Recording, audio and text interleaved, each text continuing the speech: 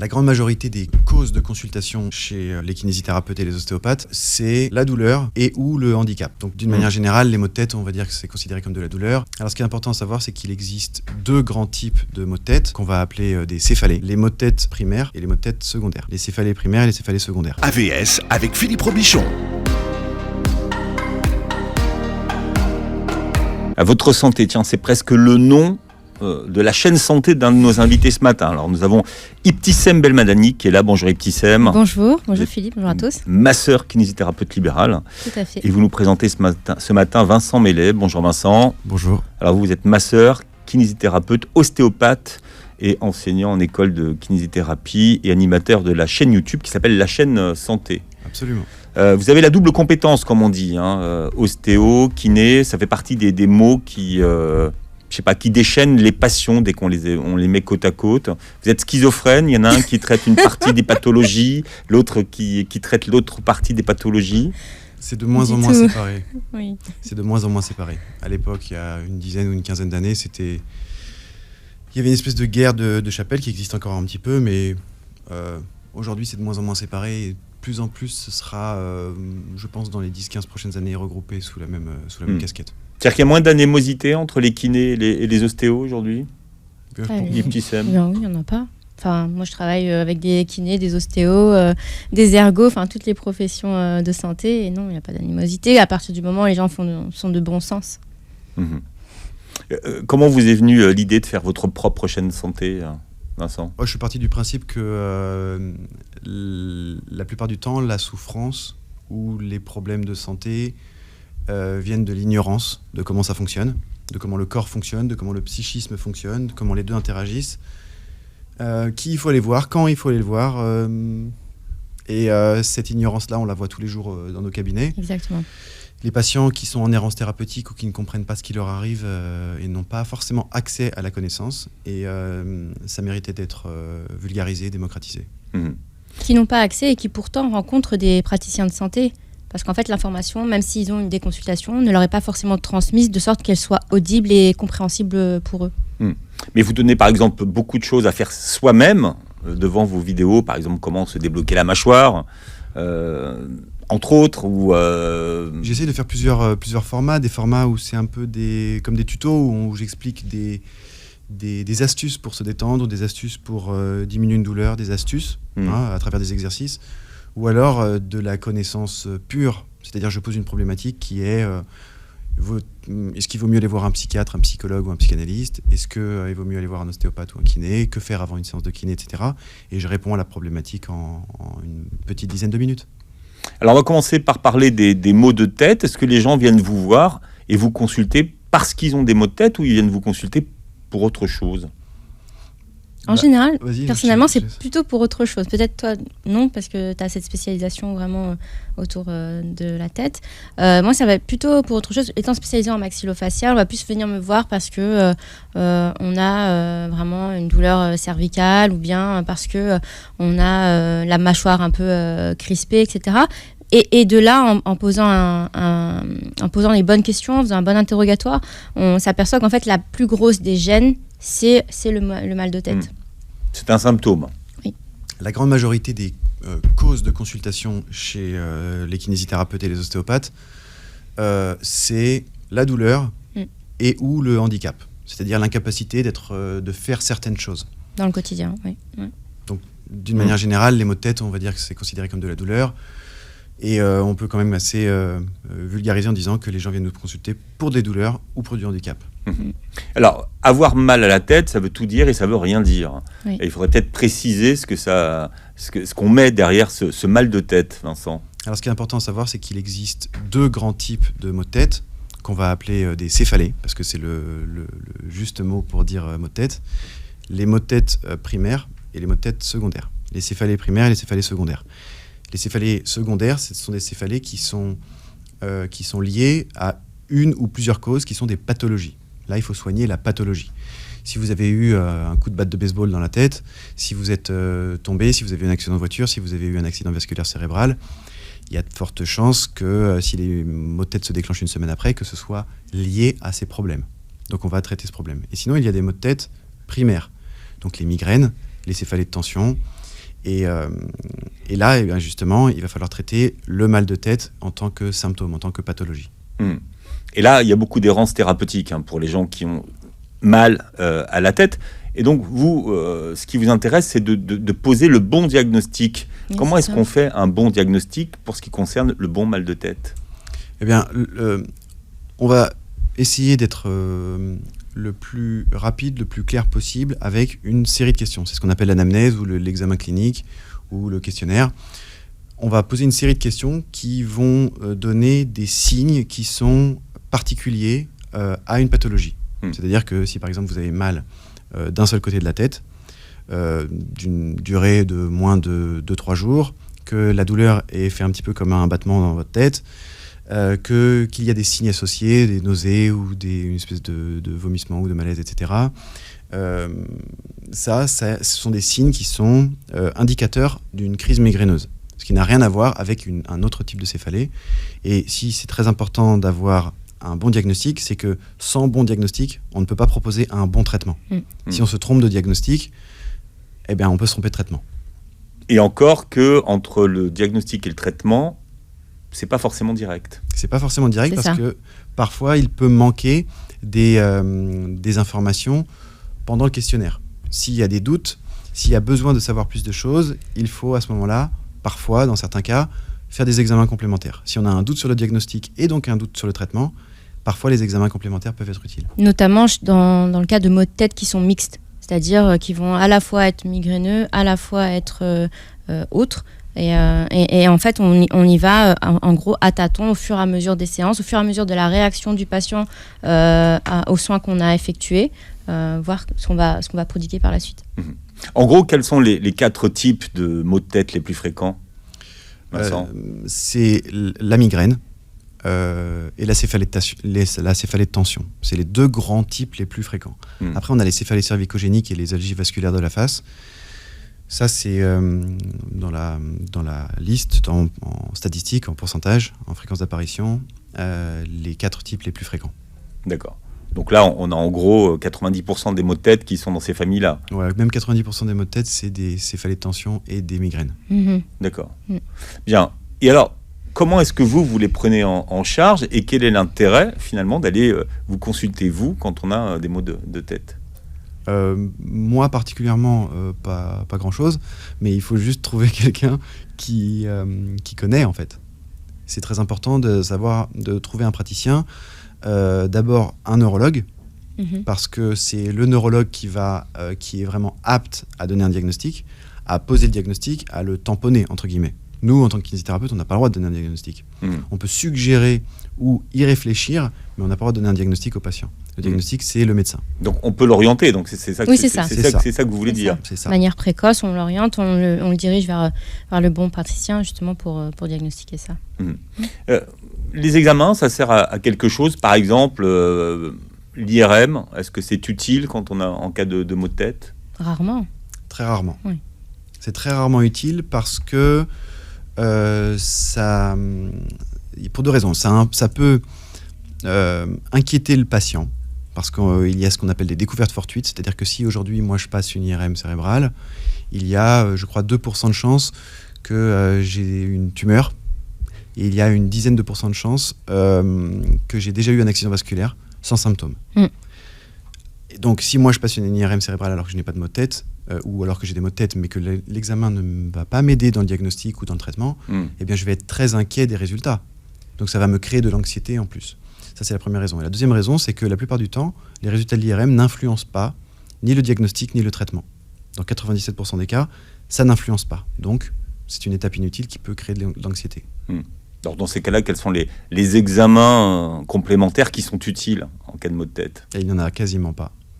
Ce qui est utile, c'est surtout de laisser le patient exprimer sa douleur, sa gêne, et de ce qu'il dit, en fait, déduire ce qui est utile pour lui comme traitement et comme adaptation au quotidien.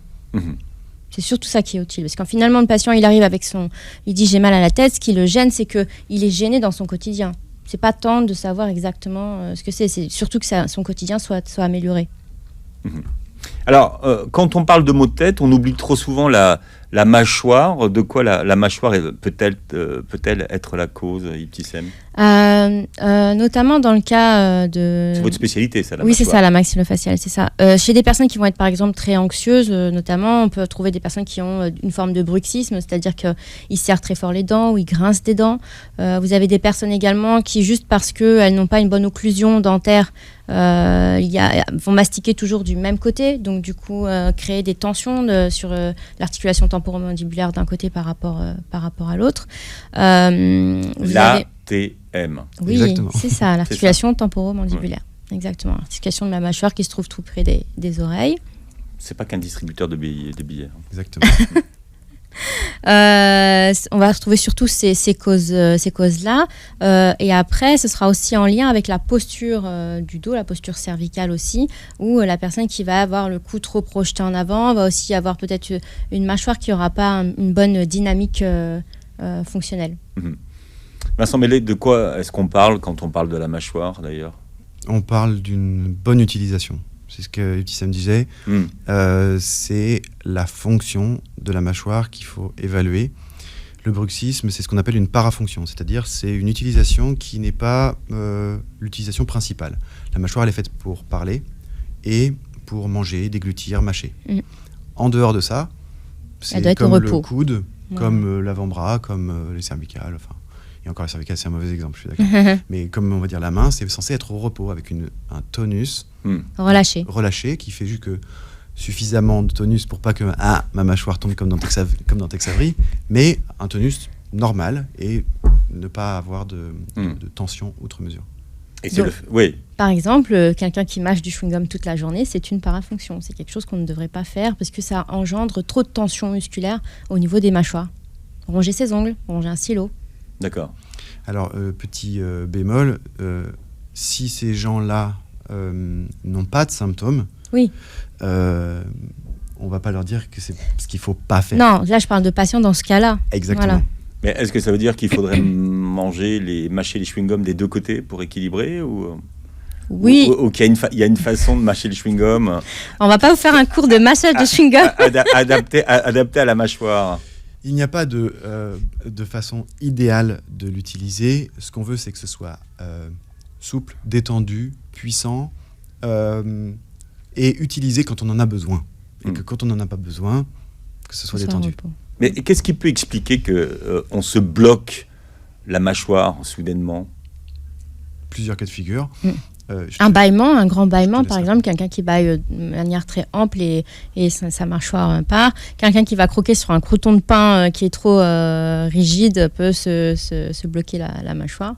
Et peut-être aussi une chute, tout simplement, une chute qui peut créer un décalage au niveau articulaire, au niveau de la mâchoire. C'est souvent un terrain fertile à l'apparition du blocage. En gros, tous ces mécanismes dont Ibtissem vient de parler n'entraîneraient pas de blocage sur un terrain qui serait un terrain pas anxieux, détendu, bien utilisé, etc. C'est souvent un terrain fertile de mauvaise utilisation, de tension, d'anxiété, qui fait que le petit truc... Vas-y. Et j'ai eu plusieurs cas de patients avec le masque d'ailleurs, pour revenir sur l'actualité, qui en fait ont ce réflexe d'aller tirer sur le masque avec la mâchoire et arrivent à se bloquer la mâchoire. C'est nouveau. C'est une nouvelle cause. Les pathologies du masque. On parlait de la mâchoire. Vincent, c'est compliqué de rester toute la journée la mâchoire bloquée. Ah bah oui, c'est très compliqué parce que ça vous empêche de parler, ça vous empêche de manger. De respirer correctement. Ça vous fait mal. Ouais. Bref, c'est assez handicapant, comme on disait tout à l'heure. Oui. Mais vous avez une patiente qui s'est bloquée la mâchoire en éternuant, c'est ça? Oui, c'est ce que je disais tout à l'heure. Ouais. Elle s'est empêchée d'ouvrir la bouche pour éternuer, peut-être avec son masque, donc elle n'a pas voulu diffuser je ne sais quel postillon. Et en éternuant, clac, elle s'est bloquée la mâchoire sur le côté, et elle s'est retrouvée comme ça, à zozoter, et incapacité à ouvrir, parce que des muscles ont retenu l'éternuement, et ça s'est bloqué. Et on peut se débloquer la mâchoire soi-même, en fait. Déjà, la première chose à faire soi-même, c'est d'essayer de se détendre. Oui. Et de savoir que ce n'est pas grave, et se détendre. Mais est-ce qu'on peut se débloquer la mâchoire soi-même? Oui, c'est possible. J'ai vu une très bonne vidéo que vous avez faite là-dessus. Oui, c'est possible, à condition d'être bien guidé, en fait. Oui. D'avoir certaines connaissances. Et puis, ce qu'on n'a pas précisé tout à l'heure, c'est d'écarter toutes les histoires de traumatisme, d'infection, de cancer, de problèmes vasculaires, de problèmes osseux, de toutes les choses médicales qu'il faut écarter. Parce que nous, en tant que kinésithérapeute, on reçoit les gens après qu'ils aient vu le médecin. Après qu'ils ont vu le médecin. Et donc, la plupart du temps, le médecin, lui, a déjà écarté toutes les pathologies. Et ça, c'est très important à préciser. Alors, il y a une pathologie pour laquelle les gens consultent le plus, c'est le bruxisme. Là aussi, le bruxisme peut expliquer des maux de tête. Oui. Peut être à l'origine. Oui. Ouais. Oui. Dans le sens où, déjà, le fait d'être en fermeture constante de la mâchoire, d'être en utilisation constante de ces muscles faciaux et sous... juste en dessous du visage, notamment les muscles de la langue, tous ces muscles-là, créent une hyperpression en fait au niveau de l'articulation, créent une hyperpression au niveau de tout le système vasculo-nerveux de la zone crânio-faciale, et oui, peuvent créer du coup notamment les céphalées de tension. Les gens consultent pour bruxisme, mais est-ce qu'ils ont conscience finalement alors, c'est pas eux-mêmes qui ont conscience au premier abord, c'est leur conjointe, famille, qui leur dit bon, tu grinces des dents, tu t'en rends pas compte, etc. Soit en journée, soit de nuit, tu fais un bruit bizarre, et du coup, ils viennent pour ça. Ou sinon, ils se rendent compte, par exemple, quand ils ont fait un traitement orthodontique et que derrière, ils ont une gouttière, que la gouttière s'est cassée. Ils se disent, mais c'est bizarre, moi je casse ma gouttière de moi-même. Ou par exemple, en ayant déjà consulté un dentiste ou un orthodontiste. Mais qu'est-ce que ça a comme conséquence de serrer trop fort les dents ? Ça peut avoir des conséquences sur les dents déjà. Et puis ça peut avoir des conséquences essentiellement de l'ordre de la douleur. C'est pas grave en soi.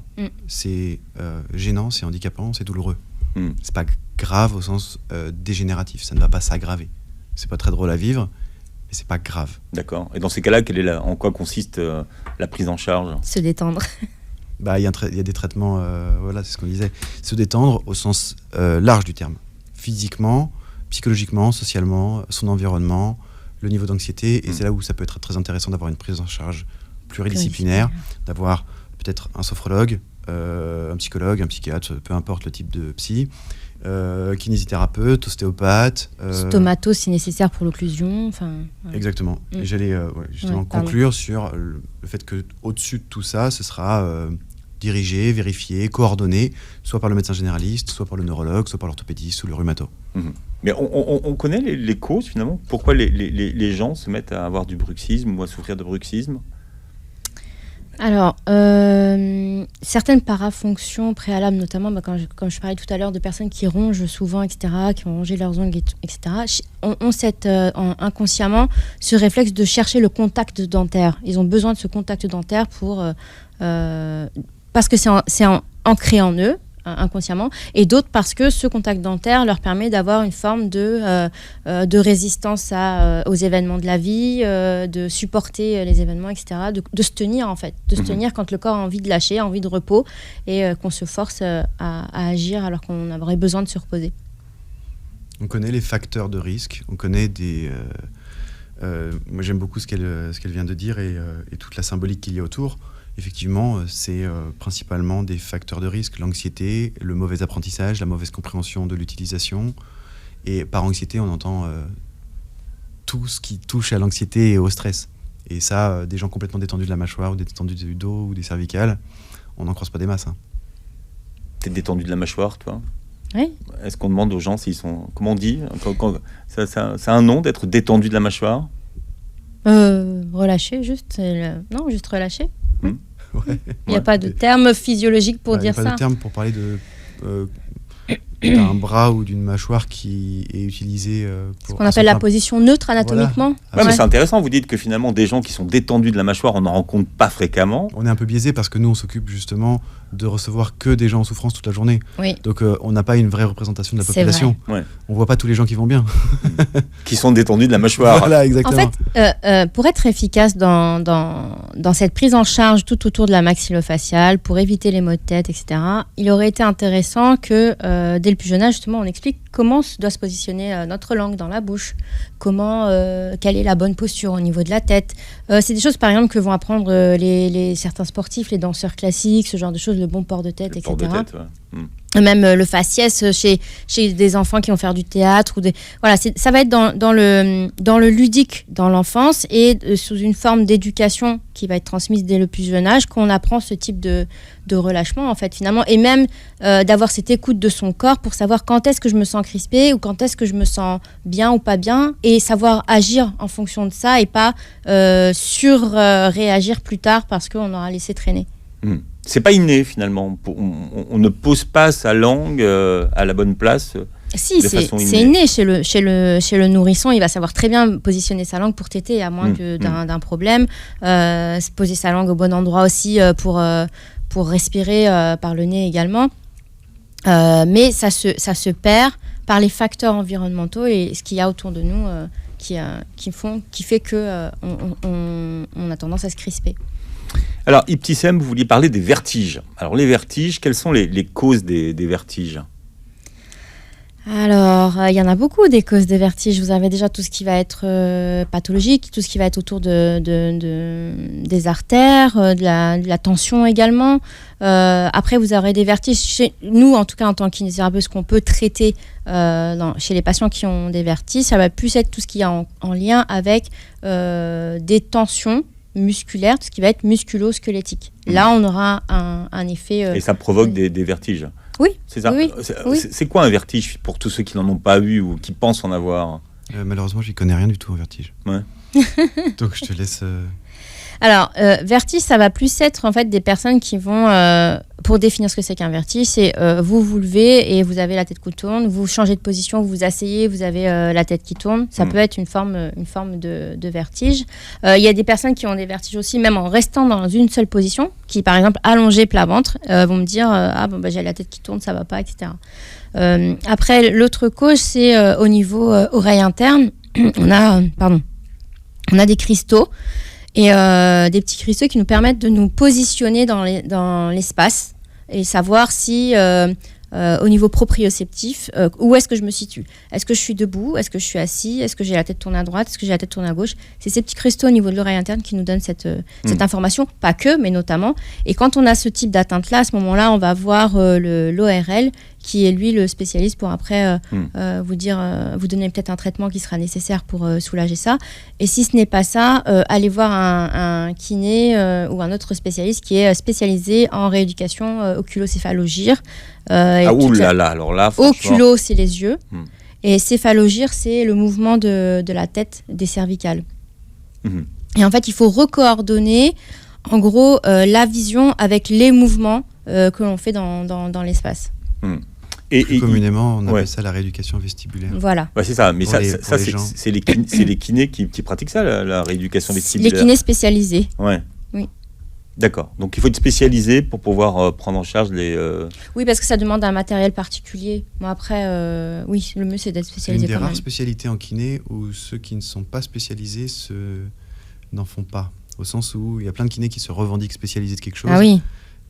Et en fait, ils ne sont pas spécialisés. Mais en tout cas, en kiné vestibulaire, c'est technique en fait. C'est tellement technique que on peut pas s'improviser spécialiste ou se revendiquer spécialiste si on l'est pas, quoi. Les acouphènes, vous êtes spécialiste en acouphènes ou pas ?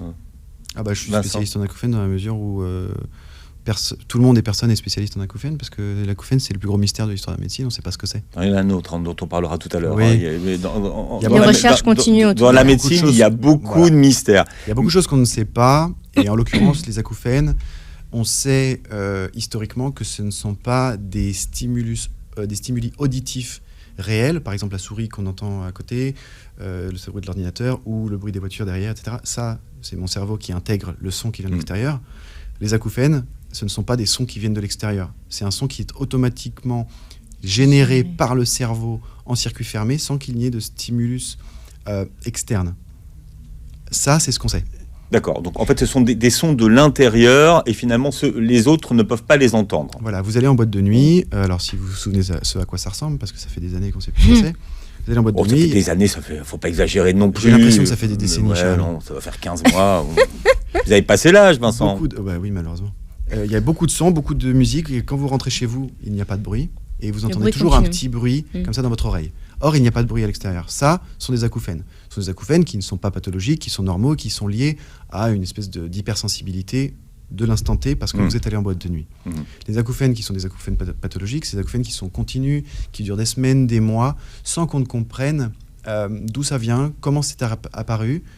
Et c'est très rare que les acouphènes ne soient pas liés. C'est très rare, j'ai pas de statistiques, mais c'est à une autre traumatique, à d'autres symptômes. Oui. Voilà, à d'autres symptômes. Ça peut être tout et n'importe quoi. C'est un trouble, en fait, les acouphènes sont des troubles associés à une pathologie ou à un syndrome, notamment dans le syndrome du SADAM dont on avait déjà parlé. Le syndrome du SADAM, pour ceux qui n'étaient pas là ce jour-là, alors il y a une vidéo, mais le syndrome du SADAM... C'est en fait un syndrome algo-dysfonctionnel de l'articulation de la mâchoire. C'est un trouble, enfin ça mixe douleur et trouble de l'utilisation de la mâchoire. Vous vous êtes fait craquer pendant la pause. Oui. Je crois que c'était une légende. Alors il y a deux écoles. Il y a les ostéos qui font craquer, les ostéos qui font pas craquer.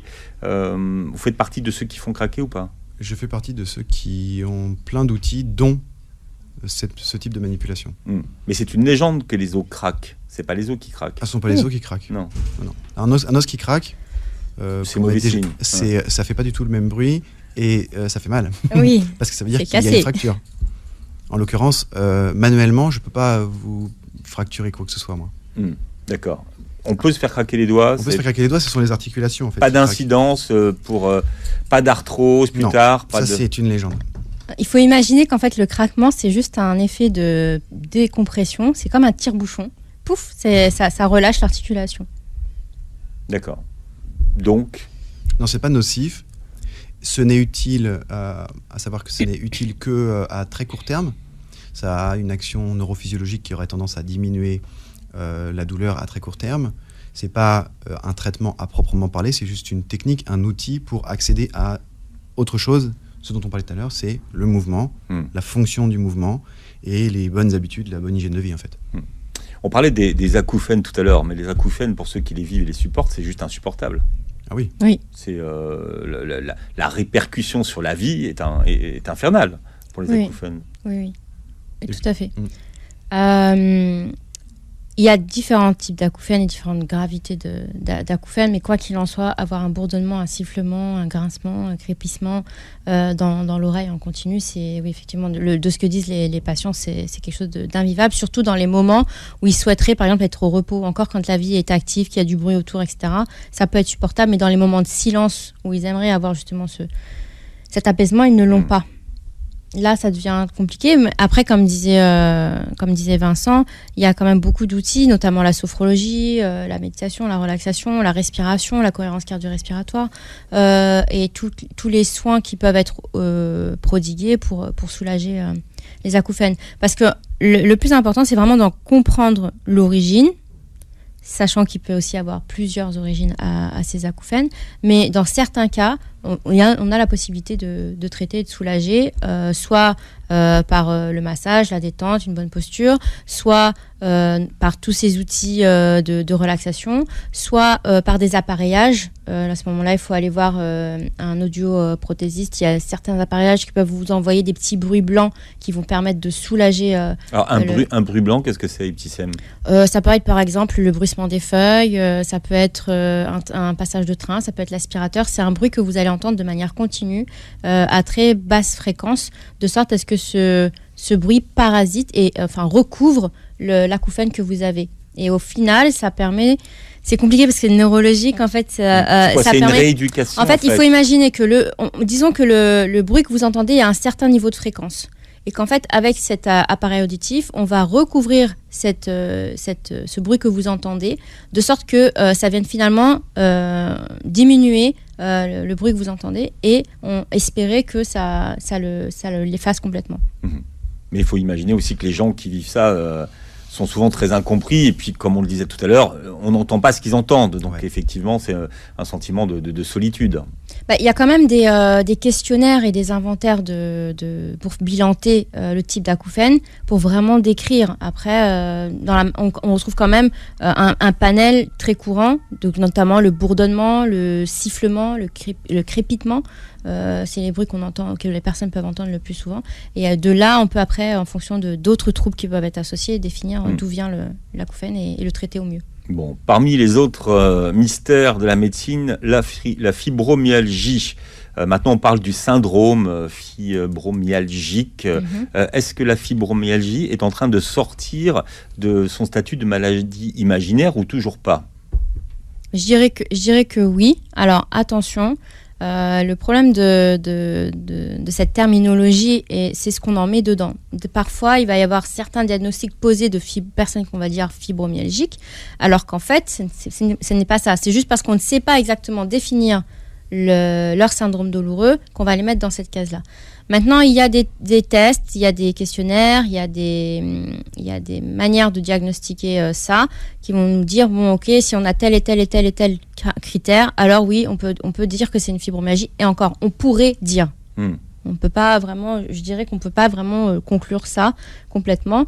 Mais toujours est-il que l'important, c'est de donner des conseils à la personne pour pouvoir mieux vivre sa douleur et surtout garder de l'autonomie, garder de l'activité au quotidien plutôt que de rentrer dans le cercle vicieux de l'inactivité et finalement être complètement pris par la douleur. Mais comment est-ce qu'on peut la définir, cette fibromyalgie ? On la reconnaît parce que en fait, ça va être des personnes chez qui un coup ça peut être le bras qui est douloureux, un coup ça peut être la tête, un coup ça peut être la jambe, un coup ça peut être et en fait ça fait en gros des douleurs qui sont diffuses dans tout dans tout le corps. Maintenant, comment la définir en précision ? Tiens, vas-y. Non, parce que là, Vincent vous a laissé très gentiment d'ailleurs vous exprimer, Ibtissem. En théorie, la douleur, elle est là pour nous informer que quelque chose pourrait être soit abîmé dans notre corps, soit pourrait